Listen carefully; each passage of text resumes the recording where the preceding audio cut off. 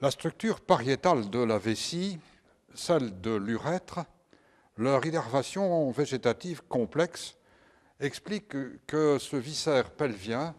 que je vais représenter sur une coupe frontale passant chez la femme, où l'on retrouve les deux os iliaques droit et gauche, avec les foramens obturés par la membrane obturatrice et par les structures musculaires que sont, dans le prolongement du muscle iliopsoas vers le haut, le muscle obturateur interne. L'obturateur interne, sur l'aponévrose duquel va venir s'implanter le muscle releveur de l'anus, celui qui va vers le bas constituer le plancher pelvien, constituer l'entonnoir des releveurs, constituer la sangle des releveurs. Les releveurs vont déterminer sur l'obturateur interne l'arcade d'épaississement des releveurs. Au-dessus de ces muscles, nous sommes dans la cavité pelvienne, en dessous, nous sommes à l'aplomb du périnée. Et la vessie va être prolongée vers le bas par l'urètre qui vient s'aboucher à l'aplomb du périnée antérieur par l'orifice urétral au voisinage des structures périnéales superficielles représentées ici sur la moitié droite par les formations vulvaires labiales. Au-dessus de la vessie, couché en antéflexion, voici le corps de l'utérus, et à la face postérieure de la vessie arrivent les deux urtères qui vont s'aboucher par leur orifice en bec de flûte et qui va délimiter avec le col vésical une surface particulièrement importante qui sera le trigone vésical, qui sera le triangle de Lioto. Ces structures sont bien sûr en situation sous- et extra-péritonéale, le péritoine se réfléchissant à l'aplomb des cul-de-sac vésico-utérins et remontant ensuite latéralement pour rejoindre le péritoine pariétal. Ce péritoine est sous-tendu par les lames hypogastriques qui, sur l'aponévrose du releveur, déterminent le fascia pelvis, l'arc endopelvien. En dessous des releveurs, nous sommes à l'aplomb du prolongement ventral de la fosse iliorectale et l'urètre va être marqué par la présence du sphincter strié volitionnel de l'urètre contenu dans le dédoublement de l'aponévrose périnéale moyenne qui va servir de voie d'apport du pédicule pudendal, le nerf honteux interne, assurant l'innervation motrice, entre autres de ce sphincter strié, mais assurant aussi l'innervation sensitive cutanée, de même qu'il va assurer l'innervation motrice des structures périnéales superficielles annexées aux organes érectiles que sont la racine du corps caverneux latéralement et le bulbe vulvo-vaginal médialement, chacun étant entouré par le muscle ischio-caverneux et par le muscle bulbo-caverneux, recouverts qu'ils sont par l'aponévrose périnéale superficielle. C'est également le nerf pudendal qui va assurer l'innervation motrice des muscles ischio- et bulbo-caverneux, alors que le levator ani sera innervé par sa face supérieure à partir de la racine S2 et de la racine S3, ces structures nerveuses étant ici complétées par le nerf obturateur et le nerf fémoral. L'urtère qui arrive à la face postérieure de la vessie est en situation extra-péritonéale, bien sûr,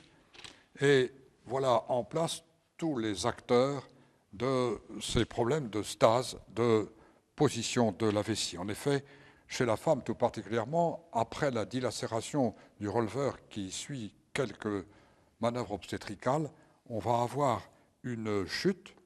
une ptose qui est à l'origine de tous les prolapsus, de cystocèle, d'urétrocèle, car le col de la vessie va être marqué par un sphincter lisse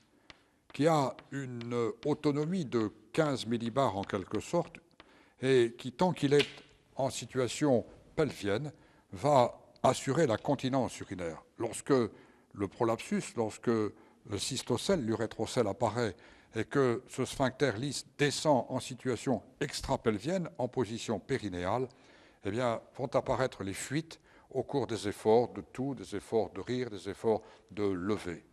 Et c'est tout ce qui va justifier les interventions de pexie pour essayer de remettre en situation pelvienne le sphincter lisse du col vésical, que ce soit les bandelettes ou les autres TVT. La structure musculaire de la vessie va être caractérisée tout d'abord par le trigone. Et sur une vue de face, de la face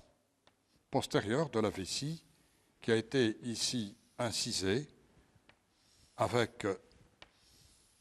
toujours les mêmes repères, la portion crâniale et le côté latéral droit, la face postérieure qui marque l'arrivée des deux uretères qui, traversant l'épaisseur de la face postérieure, s'ouvre ici par cet orifice où nous avons volontairement récliné vers le haut une partie de la muqueuse vésicale afin de découvrir la texture musculaire de cette zone trigonale. Ce sont en effet les fibres musculaires urétérales, lisses, longues, qui vont s'étaler en trois faisceaux. Un faisceau supérieur qui va, rejoignant le faisceau contralatéral, constituer le muscle interurétéral de Mercier ou le muscle interurétérique de Bell. Un faisceau inférieur dont les fibres irradient jusqu'au voisinage du col vésical et des faisceaux moyens qui vont s'étaler en éventail et qui vont donner à cette zone trigonale, à ce triangle de Lioto, une particularité musculaire et une innervation aussi spéciale sur laquelle nous aurons l'occasion de revenir tout à l'heure. Le reste de la vessie va présenter dans sa texture, avec toujours la même orientation sur une vue de profil, une couche musculaire qui constitue le détrusor vésical, formé par trois types de fibres musculaires lisses. Premièrement, les fibres les plus superficielles, qui sont les fibres les plus longitudinales externes, caractérisées par un faisceau ventral et par deux faisceaux latéraux, ici latéral gauche, puis esquissé vers la droite le faisceau latéral droit, et par un faisceau longitudinal postérieur qui va se glisser entre l'abouchement des deux uretères. De la face postérieure, nous allons remarquer ici les deux orifices urétériques en bec de flûte. La deuxième couche musculaire est lisse, toujours, la couche circulaire, qui est formée de fibres qui vont être de plus en plus denses au fur et à mesure que l'on se rapproche du col vésical et qui vont entrer dans la constitution de ce col vésical, encore que ce dernier est une structure complètement dépendante, d'ailleurs une innervation dépendante du reste du muscle vésical, avec tout particulièrement l'absence de fibres conjonctives entre les fibres longitudinales, entre les fibres circulaires lisses de cette couche moyenne. Il est d'ailleurs chirurgicalement conseillé d'inciser transversalement la vessie pour ne pas rompre ces fibres circulaires. Enfin, la troisième couche est certainement l'une des plus importantes fonctionnellement dans ce détrusor vésiqué, est constituée par la couche la plus profonde, qui est une couche plexiforme dont la contraction va assurer la vidange totale de ce sac vésical. La jonction entre la vessie et l'urètre la jonction de la zone cervicale de la vessie a donné lieu à de nombreux travaux et tous les auteurs ne sont d'ailleurs pas d'accord sur la texture musculaire de cette jonction. Selon Gilles Vernet, sur la vessie de profil prolongée par l'urètre vers le bas, la couche longitudinale la plus superficielle viendrait autour de l'urètre s'enrouler pour constituer des fibres qui sont en spirale et descendent tout le long de l'urètre. Pour Jung et pour Hayes, au contraire, toujours avec la même orientation, la jonction vésico-urétrale est caractérisée par la réflexion des fibres longitudinales en deux types de faisceaux qui constituent des anses, une anse antérieure et une anse postérieure dont la contraction assurerait l'étanchéité de cette zone cervicale. Pour ce qui est des fibres dilatatrices de la jonction vésico-urétrale, ces fibres vont appartenir à la partie postérieure aux fibres du trigone vésical évoqué tout à l'heure, vont appartenir latéralement et ventralement aux fibres lisses du détrusor vésiqué, et ceci va permettre d'ouvrir l'entonnoir vésical qui va être indispensable pour la miction. En effet, il existe un angle ici avec l'abouchement des orifices urétéraux vers le haut, et lors de la contraction des fibres du trigone vers le haut, des fibres du détrusor latéralement et ventralement, eh bien, l'angle va se fermer, le fond de la vessie va remonter, l'angle alpha qui est ici marqué va ainsi permettre l'alignement de la vessie avec l'axe urétéral, et vers le haut et vers l'arrière, la contraction des fibres trigonales va fermer l'orifice urétéral et empêcher le reflux vésico-urétéral. Ces structures sont maintenant complétées par l'urètre. Et je vais, sur un premier schéma, mettre en place une vue périnéale de l'urètre de la femme, tout d'abord, dans la moitié ventrale du périnée, dont voici le côté latéral droit, la symphyse pubienne vers l'avant et les tubérosités ischiatiques vers l'arrière. Nous allons retrouver le ligament prépubien, renforcé à sa face inférieure par le ligament arqué sous-pubien, et nous allons retrouver ici l'orifice urétral juste en avant de l'orifice vulvo-virginal, ce dernier jouxtant le noyau fibreux central du périnée, véritable clé de voûte périnéale sur laquelle transversalement viennent s'insérer les deux muscles transverses profonds du périnée. Issus du sphincter cloacal primitif, condensé autour des deux orifices urinaires et génital, voici le sphincter vulvo-vaginal en arrière et le sphincter strié de l'urètre vers l'avant. Ces structures sont emballées dans le dédoublement de l'aponévrose périnéale moyenne qui, à la partie antérieure, va s'épaissir pour constituer le ligament transverse de Henle, et ce dernier va alors délimiter avec le ligament arqué sous-pubien médian l'orifice de pénétration ici des veines de Kobelt et des veines dorsales du clitoris, formation érectile qui est annexée au périnée antérieur. Au contraire, posé sur le feuillet superficiel de l'aponévrose périnéale moyenne, vont maintenant apparaître les deux structures éréctiles que sont le bulbe vulvo-vaginal dans l'épaisseur de la petite lèvre et la racine du corps caverneux du clitoris étalée sur toute la longueur de la branche ischio-pubienne. Et ces structures vont être, elles aussi, emballées par les muscles bulbo-caverneux d'une part, ischio-caverneux d'autre part, Et elles seront, que ce soit pour les structures profondes ou pour les structures superficielles, toutes sous la dépendance du nerf pudendal, du nerf honteux interne issu des racines S2, S3 et S4. Voici comment se présente ce périnée antérieur de la femme, avec cet orifice urétral qui est là. Et pour bien en montrer la structure, je vais mettre en place une coupe sagittale selon le plan AB qui va nous permettre, la portion ventrale et la portion crâniale étant dans ce plan, de retrouver la symphyse pubienne vers l'avant et en arrière la vessie, la zone du col vésical et l'urètre avec l'abouchement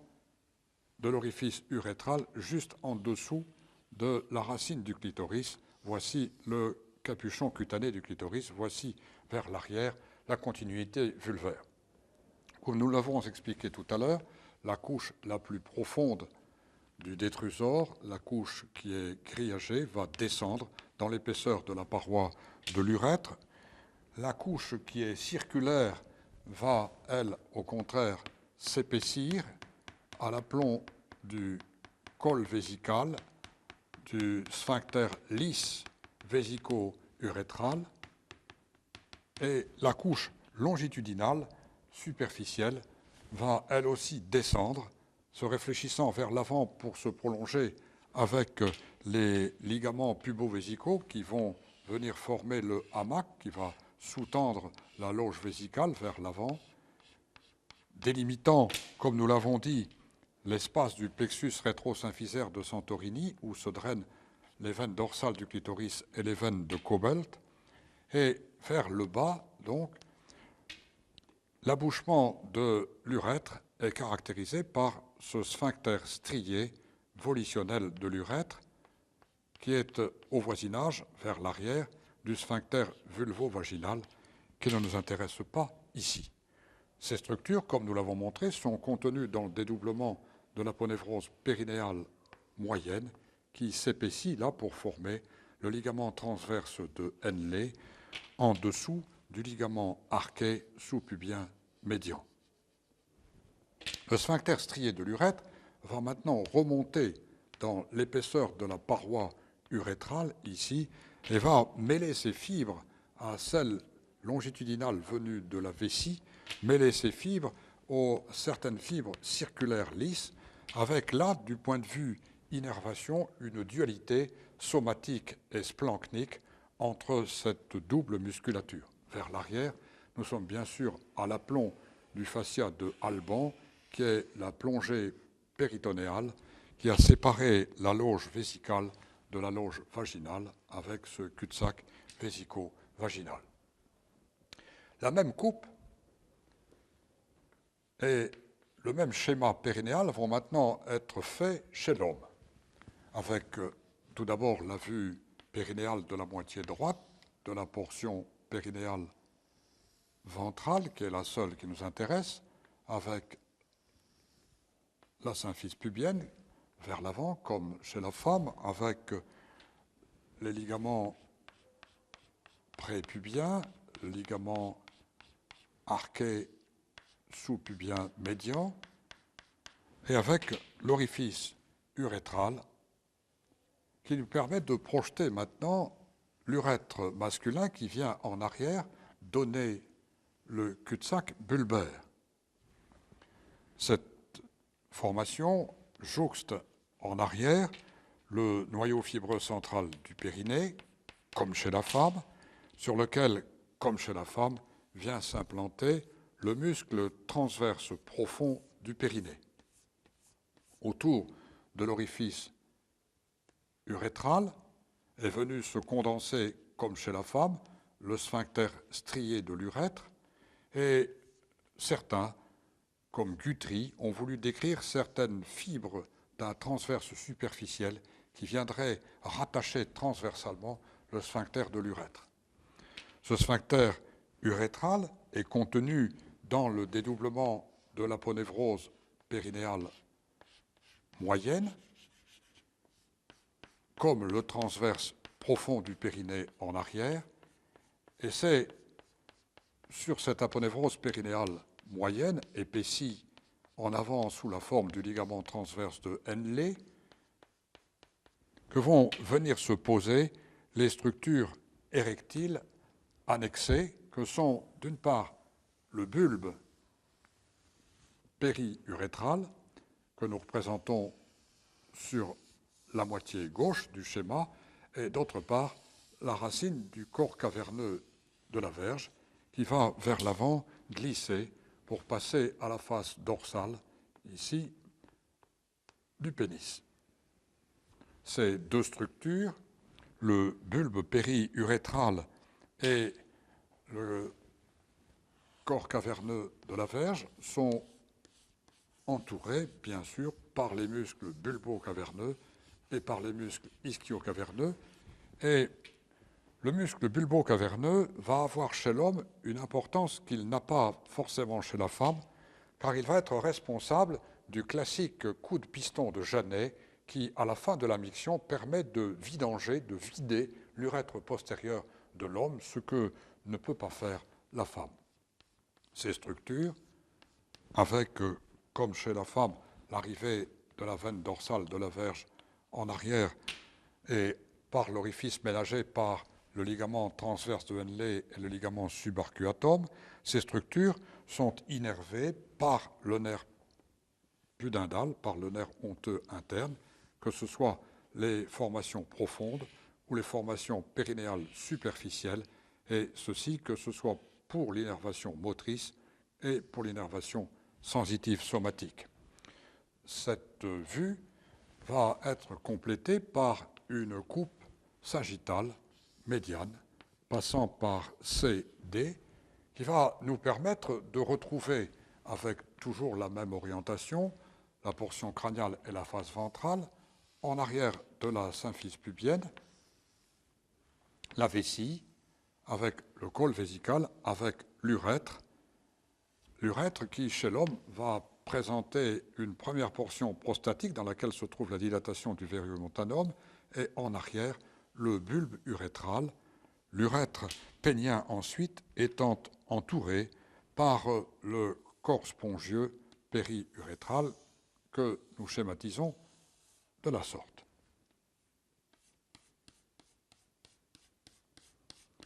Le col de la vessie est par ailleurs marqué par la prostate, dont voici le lobe antérieur, et en arrière, beaucoup plus volumineux, le lobe postérieur, traversé qu'est ce dernier de chaque côté par les voies spermatiques sous la forme du canal éjaculateur qui fait suite aux vésicules séminales que nous esquissons vers le haut et vers l'arrière. La structure pariétale de la vessie permet, comme chez l'homme, de retrouver la couche criagée profonde du détrusor qui va descendre aussi dans l'épaisseur de l'urètre prostatique, permet de retrouver la couche circulaire moyenne qui va s'épaissir pour constituer le sphincter lisse, le sphincter profond, le sphincter du col vésical et dont les fibres vont elles aussi descendre sur la hauteur de l'urètre prostatique, tandis que les fibres lisses longitudinales superficielles vers l'avant se réfléchissent en direction des ligaments pubo-vésicaux qui ferment la loge vésicale vers le bas et vers l'arrière vont elles aussi se perdre dans l'épaisseur de la paroi de l'urètre prostatique. L'urètre membraneux qui fait suite à l'urètre prostatique est caractérisé par le sphincter strié de l'urètre qui lui aussi va maintenant envoyer des fibres circulaires, des fibres qui sont volitionnelles, qui remontent dans l'épaisseur de la loge prostatique. D'ailleurs, la prostate, embryologiquement, s'est développée à partir du 4e mois de la vie intra-utérine, à partir des bourgeons urétraux, et elle a poussé au milieu du sphincter strié qui était déjà différencié à ce stade. Ce sphincter strié est emballé, comme nous l'avons dit, dans le dédoublement de l'aponévrose périnéale moyenne, qui vers l'avant s'épaissit pour former le ligament transverse de Henle, lequel, avec le ligament subarcuatum, avec le ligament arqué sous-pubien médian, ménage l'espace de drainage dans le plexus de Santorini, rétro-symphysaire, des veines dorsales de la verge. En arrière, nous nous retrouvons avec le feuillet péritonéal qui a lui aussi plongé pour induire vers l'arrière ce qui va constituer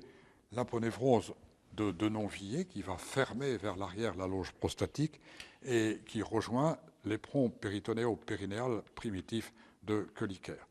Il y a donc ici, entre l'urètre prostatique et l'urètre membraneux, une portion où le sphincter strié remonte, mais chirurgicalement, il est difficile de le voir et ainsi d'en éviter la lésion. Le troisième chapitre important de cette anatomie structurale et fonctionnelle de la vessie va maintenant intéresser l'innervation de la vessie. L'innervation va être double, bien sûr, en commençant par l'innervation sensitive, où sur la moitié gauche du schéma, je représente la vessie avec l'urètre, avec le sphincter strié volitionnel de l'urètre, avec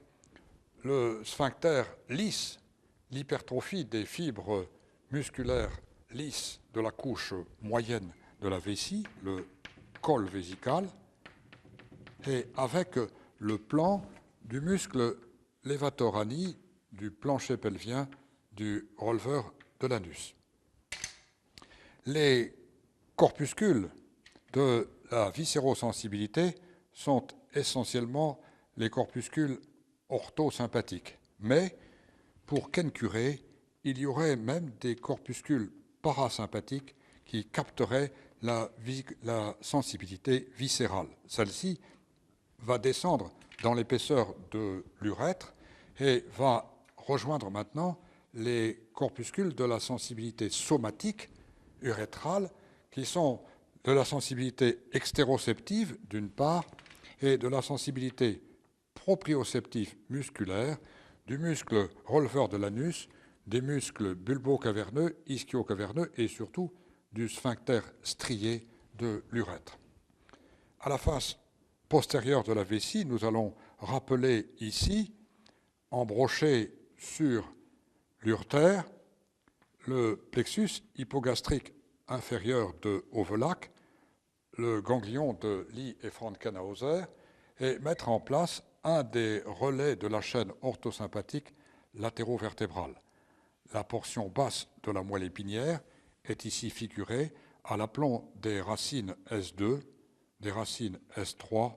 et des racines S4, dont les fibres efférentes vont entrer dans la constitution du nerf pudendal que nous schématisons de la sorte, nerf du périnée.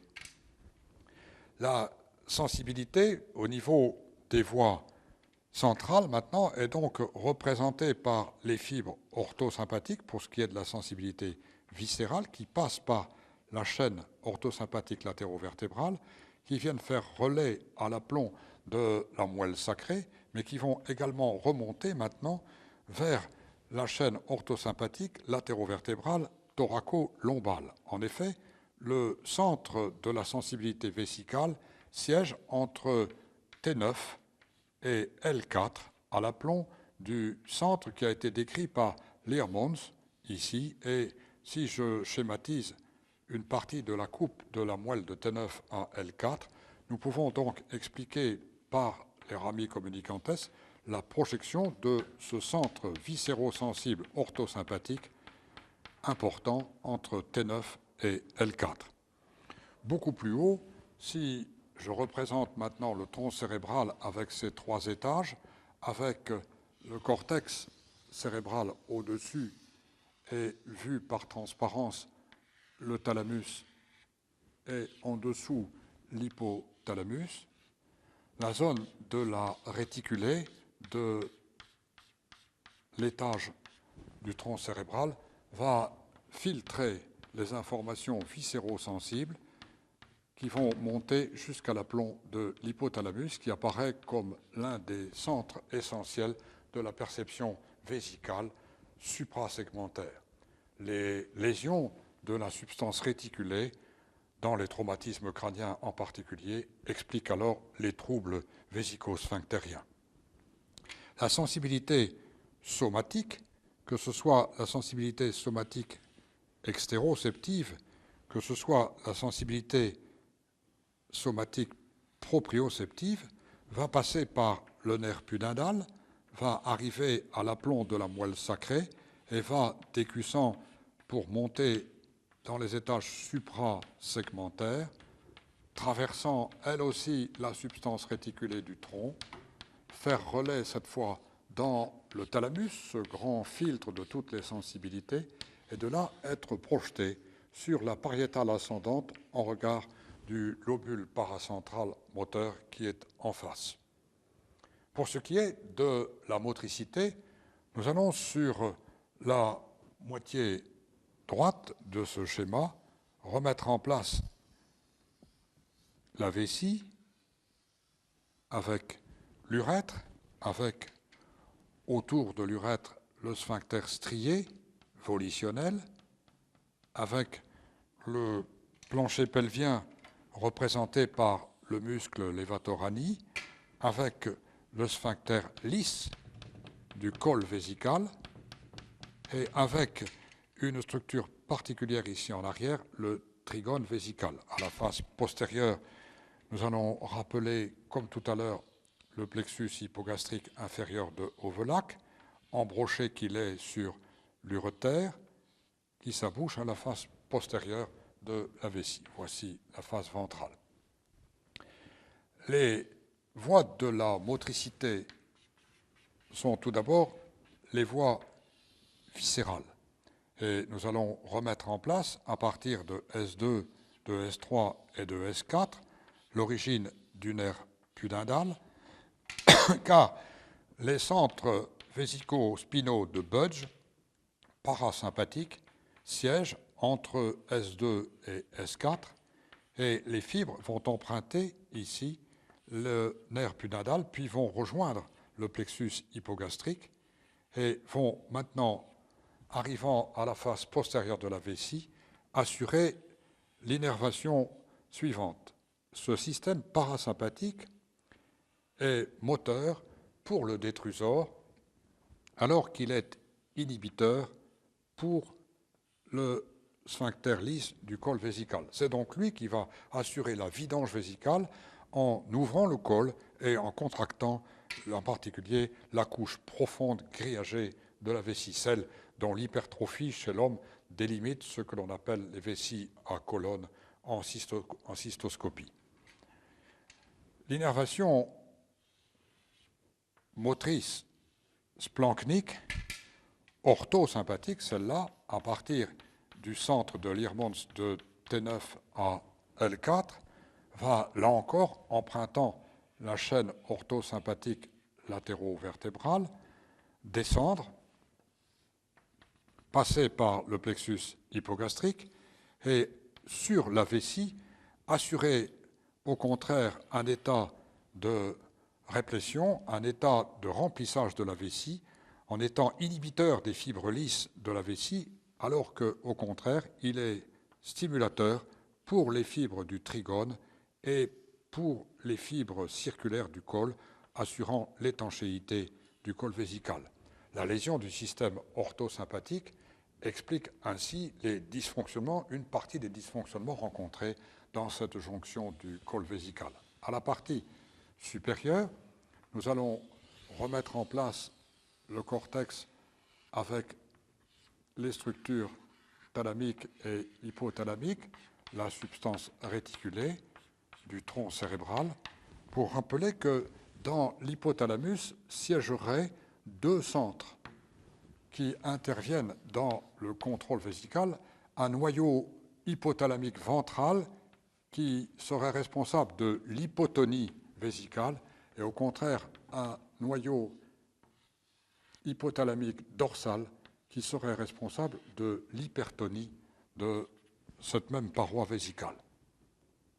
Pour ce qui est de l'innervation somatique, elle va bien sûr dépendre de la frontale ascendante par la voie pyramidale en regard du lobule paracentral elle est en relation avec la zone somatosensible évoquée tout à l'heure en arrière et va expliquer justement l'attitude mictionnelle différente chez le petit garçon et chez la petite fille. La voie somatique volutionnelle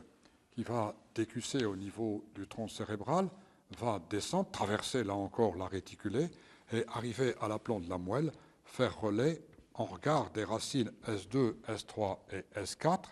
Pour ce qui est des racines S2 et S3, va venir prendre en charge le releveur de l'anus. Pour qu'il y ait des racines S2, S3 et S4, par le nerf pudendal, prendre en charge le sphincter strié et les muscles annexés à l'érection, tout particulièrement chez l'homme, le muscle pulbo-caverneux. Toutes ces structures, vous le voyez, passent par un carrefour neurologique qui est le plexus hypogastrique, et ce dont on peut se méfier, c'est de l'électrostimulation de certaines racines, en particulier de la racine S3, car on peut comprendre alors que lorsque les ondes d'électrostimulation empruntent cette racine, on stimule à la fois le soma, à la fois le splanchnos, à la fois le système parasympathique et le système des sensibilités. C'est ce qui justifie peut-être les résultats discordants que l'on peut rencontrer dans ce type d'intervention.